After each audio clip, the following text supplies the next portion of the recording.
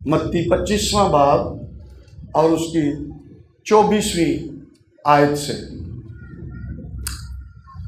और जिसको एक तोड़ा मिला था वो भी पास आकर कहने लगा,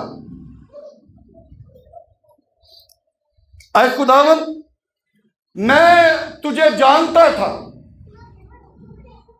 कि तू सख्त आदमी है और जहां नहीं बोया वहां से काटता है और जहां नहीं बखेरा वहां से जमा करता है। बस मैं डरा और जाकर तेरा तोड़ा जमीन में छिपा दिया। देख, जो तेरा है वो मौजूद है। उसके मालिक ने जवाब में उससे कहा, ऐ शरीर और सुस्त नौकर, तू जानता था कि जहां मैंने नहीं बोया वहां से काटता हूं और जहां मैंने नहीं बखेरा वहां से जमा करता हूं। बस तुझे लाजिम था कि मेरा रुपया साहूकारों को देता, तो मैं आकर अपना माल सूद समेत लेता। बस इससे वो तोड़ा ले लो और जिसके पास 10 तोड़े हैं उसे दे दो, क्योंकि जिसके पास है उसे दिया जाएगा और उसके पास ज्यादा हो जाएगा, मगर जिसके पास नहीं है उससे वो भी जो उसके पास है ले लिया जाएगा। और इस निकम्मे नौकर को बाहर अंधेरे में डाल दो, वहां रोना और दांत पीसना होगा। खुदा के पाक कलाम के पढ़े और सुने जाने पर उसकी बरकत हो। तशरीफ रखें। ईमानदार जो शख्स है उसके मुतल्लिक हम सीखेंगे। ईमानदार शख्स, जो ईमानदार शख्स है, ईमानदार जो शख्स है, फिरोजुल लुगात के अंदर उसका मतलब है साहिब ईमान, दयानतदार, अमीन। ये ईमानदार शख्स का मतलब है। वो कैसा है? साहिब ईमान है, दयानतदार और अमीन। ये ईमानदार शख्स का मतलब है। और ईमानदार जो शख्स है, ईमानदारी से, दयानतदारी से जो कुछ उसको करने के लिए दिया जाता है वो उसको करता है। ये ईमानदार शख्स है। जो जिम्मेदारी उसको सौंपी जाती है उस जिम्मेदारी को बगैर शिकायत किए, बगैर उज़र पेश किए हुए, बगैर एक्सक्यूजेस के वो उस जिम्मेदारी को पूरा करता है। ये ईमानदार शख्स है।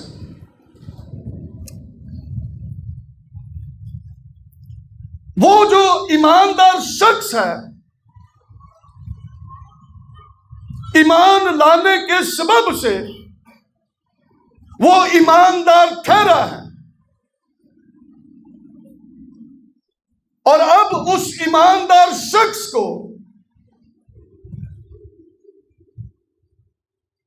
डरना नहीं है, खौफज़दा नहीं होना। हम ईमानदार हैं लेकिन बहुत बातों में हम डरते रहते हैं। हम खौफजदा हो जाते हैं। और जब हम डरते हैं तो हम किसको कमजोर कर रहे हैं? हम अपने आप को कमजोर कर रहे हैं, हम अपने आप को कमजोर साबित कर रहे हैं। ऐसा नहीं है। जिसने हमें ईमानदार ठहराया है, जिसके वसीला से हम ईमानदार बने हैं, हम उसको कमजोर ठहराते हैं।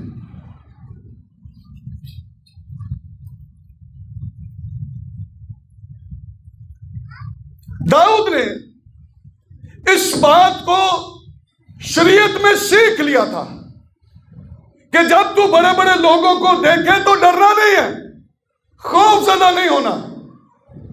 और उसने उस फलस्ती से कहा, तू होता कौन है? एक बच्चा खड़ा होके और एक कदावर शख्स को, बड़े शख्स को, ताकतवर शख्स को ललकारे और कहे, तू होता कौन है? उसको पता है कि मेरा खुदा मेरे साथ है और उसने मेरी पहले भी मदद की है।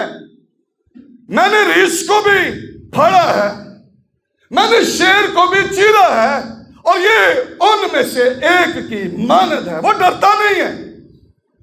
जो उसके साथ है, जो कह रहा है, उस पर वो ईमान रखता है, और इसी सबब से वो गालिब भी आ गया। आमीन। वो गालिब आ गया। अगर डर जाता और उससे बड़े बड़े लोग जो थे, कदावर लोग जो सूरमा थे, जब जब फलस्ती बाहर निकलता था तो वो डर कर भाग जाते थे। ऐसा ही है ना। लेकिन ये जो बच्चा दाऊद है, ये नहीं डरता। इसको पता है खुदा ने कहा है, डरना नहीं है, खौफजदा नहीं होना, मैं तुम्हारे साथ हूंगा। और खुदा से डरने का मतलब यह है कि उस डर में हम उसकी ताबेदारी करें, जो कुछ उसने हमें कहा है। जो कुछ उसने हमें कहा है, हम अगर उस पर अमल करते हैं तो हम ताबेदार हैं। ताबेदारी ये नहीं है, ये जो शख्स है ये बज़ाहिर हमें ताबेदार नजर आ रहा है, लेकिन इसने ताबेदारी, हाँ जी, नहीं की। उसने ताबेदारी नहीं की है। जो कुछ उसको जिम्मेदारी दी गई थी, जो काम उसको सौंपा गया था, उस काम को उसने किया ही नहीं है। तो क्या वो ईमानदार हुआ? क्या वो दयानतदार ठहरा? क्या वो ताबेदार रहा? नहीं। बज़ाहिर, मैं फिर ये कह रहा हूं, बज़ाहिर नजर यही आ रहा है कि भाई जो कुछ उन्होंने दिता सी, उन्हें कहा भाई मैं ते अमानत दे विच खयानत नहीं की, जेड़ा तेरा सी है ही। लेकिन ऐसा नहीं है। और जो शख्स डरता है, ईमानदार शख्स डरता है, वो दूसरों के हौसले को भी पस्त करता है।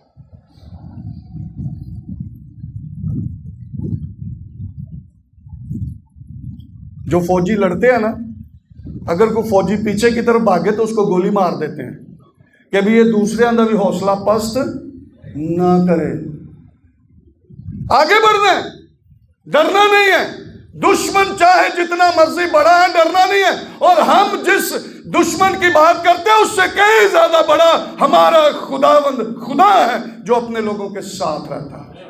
हमें इसलिए डरना नहीं है, खौफजदा नहीं होना, नहीं तो हम दूसरे ईमानदारों का हौसला भी पस्त कर देंगे। अगर मैं डरता हूं तो मैं कलीसिया का पासबान हूं, तो कलीसिया मुझे देख रही है, वो भी की हो जाएंगे, वो भी डर जाएंगे ना। तो खुदा ने ये कहा कि डरना नहीं है। अगर ऐसा करोगे तो तुम दूसरों के हौसले को भी पस्त कर दोगे।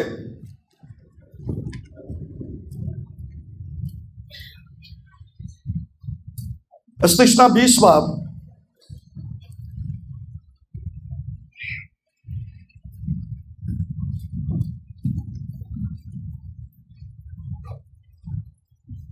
पहले मैं उसकी पहली 20वें बाब की पहली आयत पढ़ूंगा। जब तू अपने दुश्मनों से जंग करने को जाए और घोड़ों और रथों और अपने से बड़ी फौज को देखे तो उनसे डर ना जाना। खुदा ने कहा कि तू उनसे डर, भावें तेरे तो वड्डे होण, बहुत ज्यादा फौज होवे, रथ होण, घोड़े होण, तू डर ना जाना, क्योंकि खुदावंद तेरा खुदा जो तुझको मुल्क मिस्र से निकाल लाया तेरे साथ है। हमें तेरे साथ है, तू डरना नहीं है। बड़ी फौज को देखकर, घोड़ों को, रथों को देखकर डरना नहीं है। मैं जो तुझे मिस्र में से निकाल कर लाया तेरे साथ। और अब तो वो कह रहा है मैं तेरे साथ हूं, और यीशु मसीह के वसीला से अब खुदा हमारे क्या है? अंदर है, अंदर है। तो सानू होर भी डरन की जरूरत नहीं गी। फिर 20वें बाब की 8वीं आयत को मैं पढ़ूंगा। और फौजी हुकाम लोगों की तरफ मुखातिब होकर उनसे ये भी कहें, फौजी कहें, क्या कहें? कि जो शख्स डरपोक और कच्चे दिल का हो वो भी अपने घर को लौट जाए। वो जंग च ना जाए। जड़ा डरपोक होवे, जिन्हें डरना है, खौफजदा होना है, वो की होए? वापस चला जाए। ता ना हो कि उसकी तरह उसके भाइयों का हौसला भी टूट जाए। हाँ, खुदा ने कहा भी इन्होंने पहले ही दस दो कि अगर कोई इस तरह का बंदा है तो वापस चला जाए, दूसरों का भी हौसला तोड़ ना दे। ये खुदा ने कहा। और अब हम ईमानदार शख्स के मुतालिक सीख रहे हैं। ईमानदार शख्स को डरना नहीं है, खौफ ज़दा नहीं होना, क्योंकि खुदा उसके अंदर है। जब हम तौबा करते, यीशु मसीह को अपना खुदावंद कबूल करते हैं, तो खुदावंद हमारे अंदर रहता है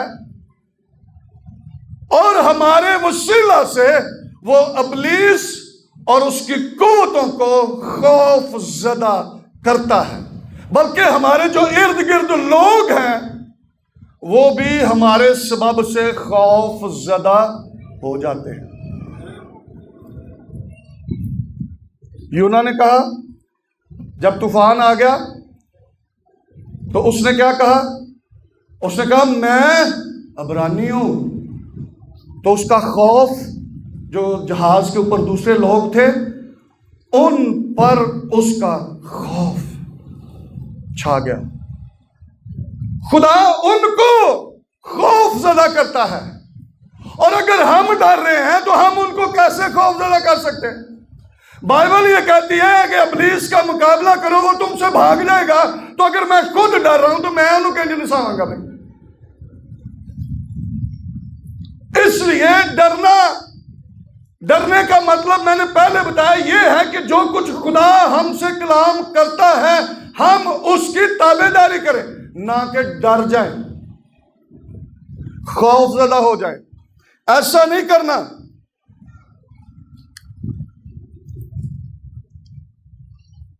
पैदाइश में से एक हवाला मैं पढ़ूंगा।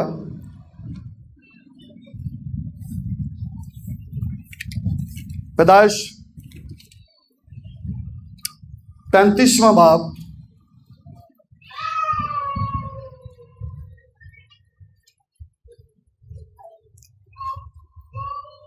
खुदा ने याकूब को यह कहा कि उठ बैतेल को जा और वहां रह, और वहां खुदा के लिए जो तुझे उस वक्त दिखाई दिया था अपने भाई इसौ के पास भागा जा रहा था, एक मज़बा बना।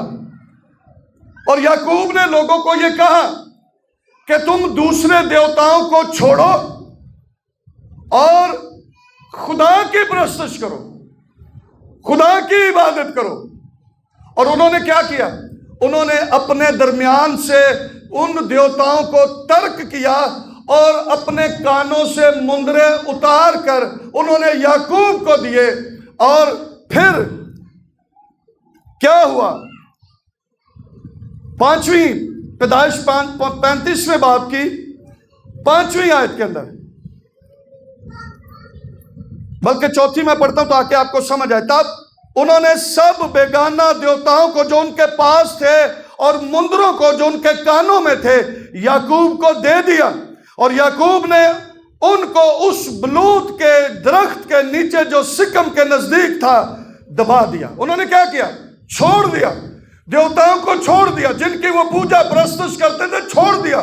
अपने कानों में जो मुंदरे उन्होंने डाले थे उनको उतार कर याकूब को दे दिया। और अब क्या हुआ? सुने जरा क्या हुआ 5वीं आयत के अंदर। और उन्होंने कूच किया और उनके आसपास के शहरों पर ऐसा बड़ा खौफ छाया हुआ था कि उन्होंने याकूब के बेटों का पीछा ना किया। हमें क्या किया? देवताओं को तर्क किया, मुंदरे जो उनकी गुलामी का निशान थे उनको उतार दिया। और अब खुदा ने दूसरी कौमों पर उनका क्या कर दिया? खौफ। वो खौफजदा हो गए, इनके सबब से खौफजदा हो गए। क्यों? उन्होंने अब अपनी जिंदगियां खुदावंद को दे दी हैं। उन्होंने देवताओं को जिनकी वो प्रस्तुत करते थे छोड़ दिया है। उन्होंने अपने कानों से मुंदरे उतार कर याकूब को दे दिए हैं और अब उनको दबा दिया गया है। और अब खुदा उनके साथ है और उसने दूसरी कौमों पर उनका खौफ जो है वो तारी कर दिया है। ये है जो बात हमें समझने की है। अगर हम ईमानदार हैं तो खुदा हमारे अंदर है और फिर हमें खौफजदा नहीं होना है, बल्कि हमारे वसीला से दूसरे खौफजदा होंगे। हमारे वसीला से इब्लीस और उसकी कुव्वतें खौफजदा होंगी। इसलिए हमें खौफजदा नहीं होना। और फिर खरूज 15वें बाब के अंदर जब बनी इस्राइल बहरे कुलजम को पार कर गए, वो उनके लिए 2 हिस्से हो गया, तो वहां पर मूसा और बनी इस्राइल ने खुदावन के लिए एक गीत गाया और उस गीत के अंदर उन्होंने इसी बात का इकरार किया। खरूज 15वां बाब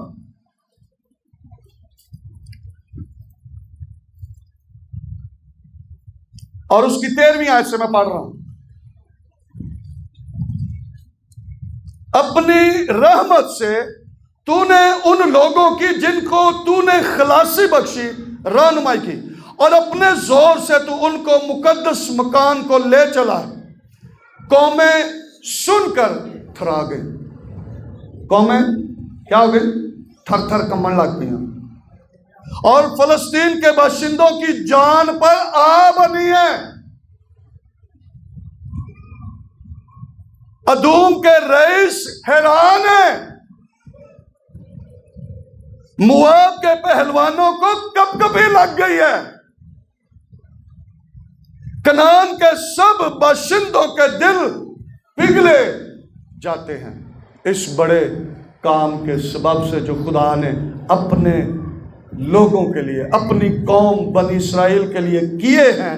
इसके सबब से उन्होंने ये गीत गाया और खुदा की तारीफ की और उन्होंने ये कहा कि ये पहलवान इनको कपकपी लग गई है, कनान के बाशिंदे उनके दिल पिघले जाते हैं। खौफ व हरास उन पर तारी है। खौफ छा गया उन पर। हाँ, वो कहते हैं तेन तो सप सौं गया ना, इन्होंने भी यही हाल हो गया। और यही कह रहे हैं कि खौफ व हरास उन पर तारी है। तेरे बाजू की अजमत के सबब से वह पत्थर की तरह बेहिस्सो हरकत है। कितनी दहशत छा गई है। ਵੱਡੇ ਵੱਡੇ ਪਹਿਲਵਾਨਾਂ ਤੇ ਵੱਡੀ ਵੱਡੀ ਕੌਮਾਂ ਤੇ ਜਿਨ੍ਹਾਂ ਕੋਲ ਘੋੜੇ ਨੇ, ਰੱਥ ਨੇ, ਬਹੁਤ ਸਾਰੀ ਫੌਜ ਹੈ, ਇਹਦੇ ਬਾਵਜੂਦ ਉਹ ਕਿਸ ਤਰ੍ਹਾਂ ਹੋ ਗਏ ਨੇ? ਪੱਥਰ ਦੀ ਮਾਨਦ ਬੇਹਿੱਸ ਹੋ ਗਏ, ਜਿਹੜਾ ਹਿਲ ਜੁਲ नहीं सकता। सो खुदा ऐसे काम करता है अपने लोगों के वसीला से जो तौबा करते हैं, जो यीशु मसीह को कबूल करते हैं, उनके वसीला से खुदा ऐसा करता है। और अगर हम ईमानदार हैं, हम रास्तबाज हैं और हम डर रहे हैं, हम खौफजदा हो गए, तो फिर की हो सकता है?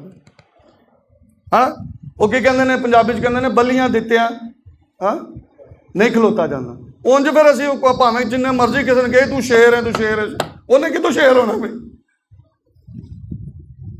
ये बात जब तक हमारे दिल में, हमारे दिमाग में बैठ नहीं जाती कि हमारा खुदा कादिर मुतलक है, हमारा खुदा सब कुछ करने में कादिर है, उसके सामने कोई ठहर नहीं सकता, वो हमारे वसीला से दूसरों को खौफ ज़दा करता है। इसलिए हमें क्या करना है? खड़े होना है, खड़े होना है। खुदा ने कहा कि आज तुम देखोगे जिनको तुम देख रहे हो, फिर दोबारा इनको ना देखोगे, लेकिन खलोवा तो सही ना, खलोना ऐसा में उन्हें नहीं बलियां दे के सानू खिलारना, हमने खड़े होना है। हमें ईमान रखना है कि हमारा खुदा हमारे साथ है, और जो कुछ खुदा ने उनको कहा था उन्होंने वैसा किया, तो उनके लिए बैरे कुलज़म भी 2 हिस्से हो गया। ये वो ताबेदारी है, ईमानदार शख्स की ताबेदारी है। और खुदा हमें ईमानदार समझकर हमारे जिम्मे काम लगाता है। भाई यह काम करेगा, जैसे कि मैं नहीं करना, हाँ वो कहे भी एक काम इन्हें करना, जैसे कि भी मैं नहीं करना, तो ईमानदारी का दी, ताबेदारी का दी। ये ताबेदारी नहीं है, ये ईमानदारी नहीं है कि खुदा हमारे जिम्मे कोई काम लगाए तो असी अगो आकड़ पई है कि भी मैं तो नहीं करना, तो फिर ये ताबेदारी नहीं है, ये फर्माबरदारी नहीं है। जो काम उसने हमारे सुपुर्द किया है, अगर वो काम हम करते हैं, वो हमारे लिए भी बरकत का बाइस बनेगी, मेरे लिए बरकत का बाइस बनेगी, मेरे खानदान के लिए, कलीसिया के लिए वो ताबेदारी बरकत का बाइस बनेगी।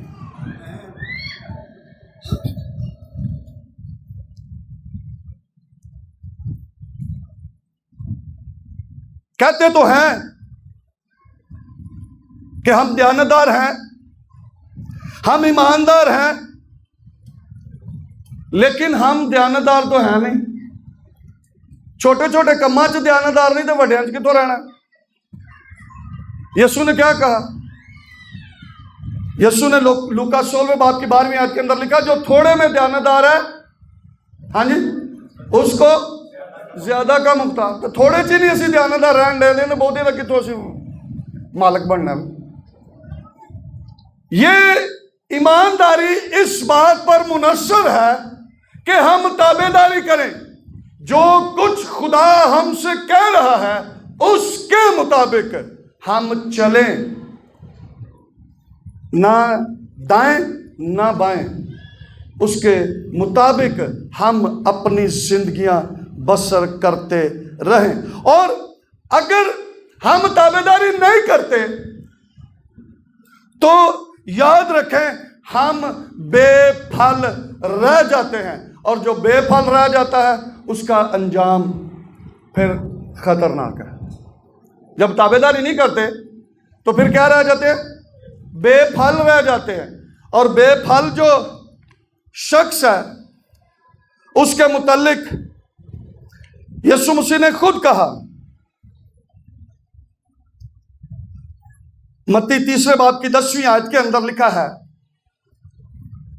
और अब दरख्तों की जड़ पर कुल्हाड़ा रखा हुआ है, पस जो दरख्त अच्छा फल नहीं लाता वो काटा और आग में डाला जाता है। तो फल कैसे लाएंगे? ताबेदारी से लाएंगे। जो कुछ खुदा ने कहा है उसके मुताबिक काम करने के सबब से हम फल लाएंगे। और अगर फल नहीं लाएंगे तो फिर क्या होगा? अंजाम। उसने दरख्तों की जड़ पर क्या रखा हुआ? कुल्हाड़ा रखा है। और जो दरख्त अच्छा फल नहीं लाता उसको काटा और आग में डाला गया। ये बात बहुत जरूरी है कि अगर हम बेफल रह गए तो उसका अंजाम जो है ये आपके सामने है। और बेफल रहने की वजह क्या है? वजह यही है कि हम ताबेदारी नहीं करते। वजह यही है कि जो कलाम हम सुनते हैं वो बस इतने ही छुट जाने हैं, या बहुता है तो गेट तक ले जाने। जो कलाम हम सुनते हैं उसको अपने दिलों में जगह नहीं देते, हम उसके मुताबिक चलने की कोशिश नहीं करते, हम ताबेदारी नहीं करते, तो उसके सबब से फिर हम बेफल रह जाते हैं। ये वजह है। और मैं इस पढ़ूंगा मत्ती 13वां बाब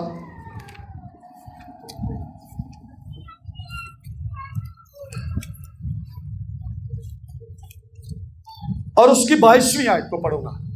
मत्ती 13वां बाब और उसकी 22वीं आयत को। वजह क्या है?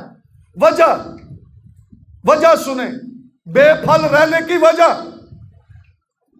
मत्ती 13वां बाब और उसकी 22वीं आयत। जो झाड़ियों में बोया गया ये वो है जो कलाम को सुनता है और दुनिया की फिक्र और दौलत का फरेब उस कलाम को दबा देता है और वो बेफल रह जाता है। समझ लग गई क्यों बेफल रह गया भाई? हाँ, फिक्रा इधर दियां उधर दियां, दुनिया दियां फिक्रा सानू लगियां ने, है ना?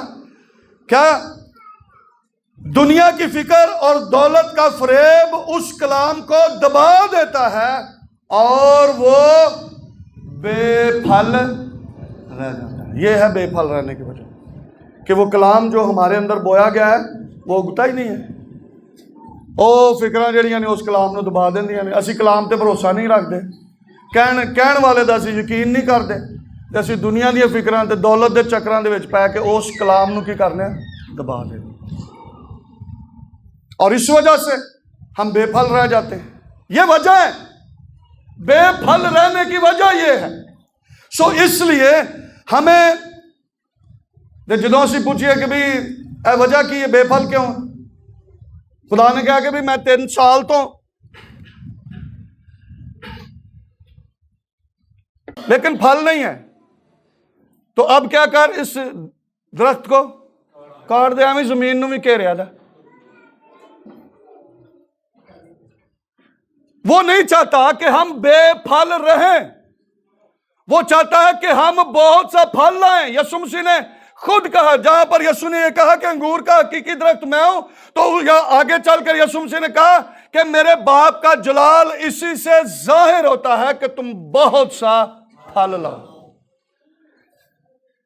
तो फिर जो फल नहीं ना असी देंदे तो फिर कोई उजर नहीं पेश कर सकते, बहाने नहीं असी मार सकते, एक्सक्यूजेस नहीं कर सकते।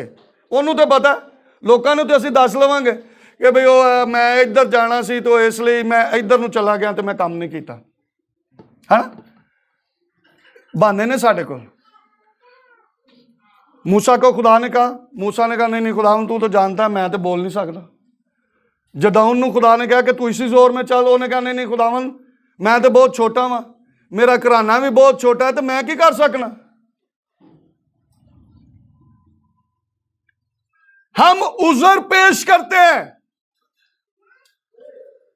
और याद रखें इस शख्स ने भी उजर पेश किया, हाँ उजर पेश किया ना उन्हें, तो यीशु ने उदा उजर मान लिया, मालिक ने मान लिया।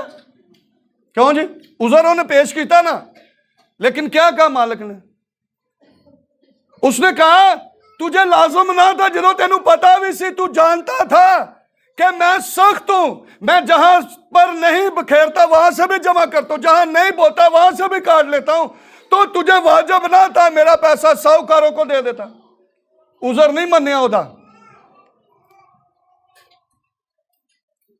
कतन नहीं।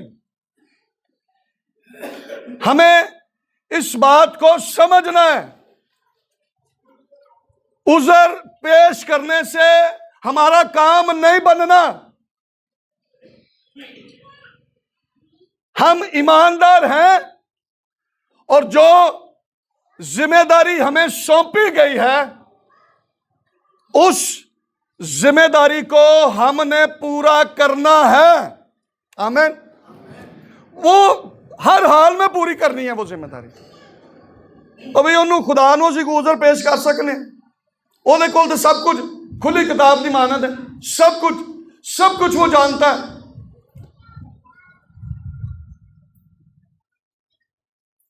आगे 25वें बाब के अंदर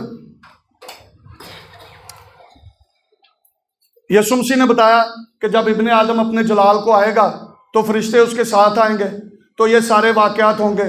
वो भेड़ों को बकरियों से जुदा करेगा, है ना, और वो अपने दाने वाले हाथ से कहेगा, आओ मेरे बाप के मुबारक लोगों उस मिरास को हासिल करो जो बनाए आलम से तैयार है। और यीशु मसीह ने उनसे एक बात कही, और जब यह कहा कि बनाए आलम से जो मिरास तैयार थी उसको हासिल करो, तो आगे 35वीं आयत 25वें बाब की 35वीं आयत, क्योंकि मैं भूखा था तुमने मुझे खाना खिलाया, मैं प्यासा था तुमने मुझे पानी पिलाया, मैं परदेसी था तुमने मुझे अपने घर में